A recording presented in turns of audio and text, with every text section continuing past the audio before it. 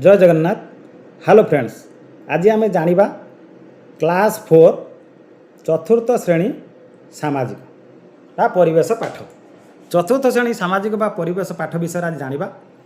तेणु आपण मानक विशेष अनुरोध यार जो अच्छी सूची कौन कौन विषय सब स्थानित होती नुआ पाठ्यपुस्तक चतुर्थ श्रेणी आम टे जानी नवा। ता पूर्व जदि आपण पंडा क्लासेस यूट्यूब चैनल को लाइक एंड सब्सक्राइब करने को मोर विशेष अनुरोध। समस्ते जे नुआ आसी नुआ विजिट कर पंडा क्लासेस यूट्यूब चैनल को लाइक एंड सब्सक्राइब करनी। आज आम ये जो जानिबा आम विचित्र विश्व। तेणु आम प्रथमे जाने चतुर्थ श्रेणी परिवेश पाठ तार ना हूँ आम विचित्र विश्व। एतिक आम मन रखिले तापर आम पलि आसवा कौन ना ये जो यार सब देती विभिन्न प्रकार पिलामानकर किए करचंती ना शिक्षक शिक्षा निर्देशालय राज्य शिक्षा गवेषणा और प्रशिक्षण परिषद ओडिशा भुवनेश्वर ओडिशा विद्यालय शिक्षा कार्यक्रम प्राधिकरण भुवनेश्वर यही सब अच्छी आपण मैंने देखो खाली चित्र विचित्र सबुआड़े हो बही गुड़ा पिलांकर मन। आम बर्तमान सूचीपत्र टी देखी नवा मुझे जूम करदे ये सूचीपत्र को देखूँ। चतुर्थ श्रेणी जो परिवेश पाठरे सूची अच्छी से सूचीपत्र देखूँ देती प्रस्तावना पुस्तक विषय एकक पाठर नाम पृष्ठा एटी देती पृष्ठा संख्या। तेणु आम टे जानी नवा। प्रथम आसीगला कौन ना आम गोष्ठी प्रथम पाठ रहा ये कौन एक एकत्र बास करवा। जो प्रथम एकक रोचे आम गोष्ठी तादे रोच कौन ना प्रथम पाठरे एकत्र बास करवा से गोष्ठी भितर आउ द्वितीय पाठरे आम पड़ोशी मानक जानिबा रहिला। ये गलापर द्वितीय एकक आसला। ये जो द्वितीय एकक आसला द्वितीय एकक आम जानिबा कौन तार रही ना आम चारिपाखरे जीवन आम चारिपाखरे जीवन। एठी तृतीय पाठरे कौन ना प्रकृति यात्रा। चतुर्थ पाठरे कौन रोची प्रकृति सहित बढ़िया 57 पृष्ठा पर्यंत आम आसिले।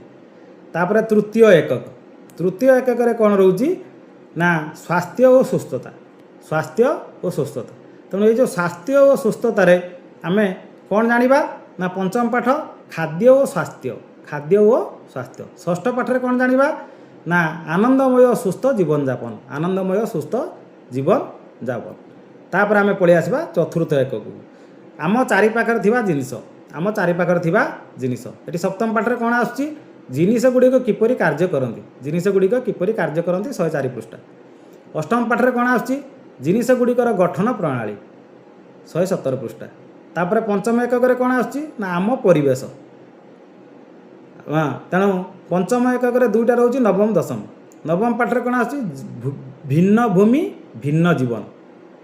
दशम पाठरे कौन होची आम आकाश 130 पेज 152 पेज।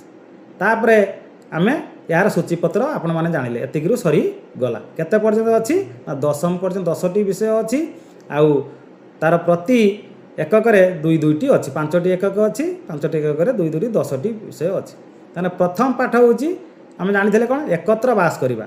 एकत्र बास कर एकक कौन थिला एककटी आप मन पके देखा होगा ना आम गोष्ठी विषय जानिबा जानी सारा पर एकत्र बास करवा से जानिबा एकत्र बास करवा।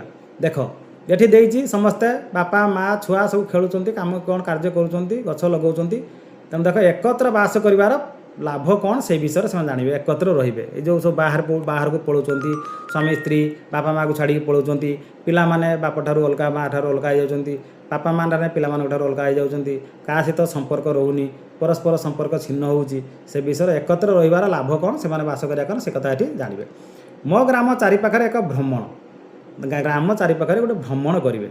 मोर नाम चंदन मु गोटे आदर्श ग्राम में बास करे। मो घर निकट में गोटे बड़ खेल पड़िया अच्छी। विद्यालय छुट्टी पर मो सांग मान सहित कबाड़ी एवं अन्य खेल खेलने सेठाक जाए।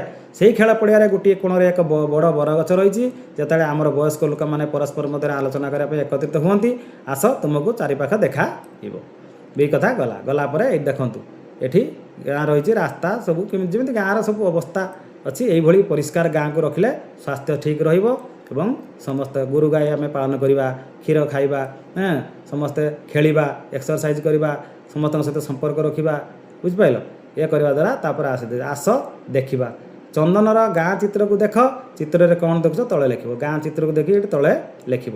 ତାପରେ କାର୍ଯ୍ୟ 1, ତୁମ ଅଞ୍ଚଳର ଅନୁଧ୍ୟାନ କର।